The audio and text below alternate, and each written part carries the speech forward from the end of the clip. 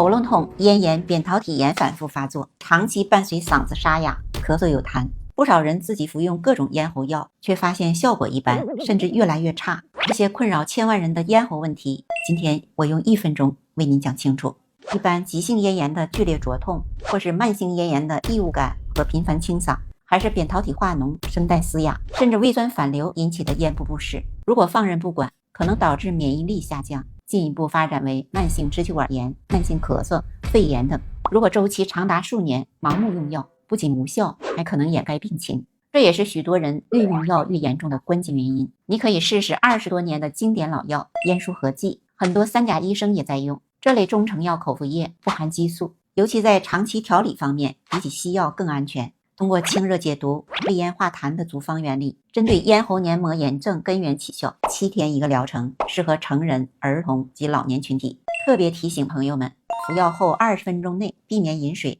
让药液充分附着咽喉和气管黏膜，最大化发挥药效。咽喉问题要尽早治好，请在医生指导下用药才是安全的，以免延误病情，反复发展为慢性。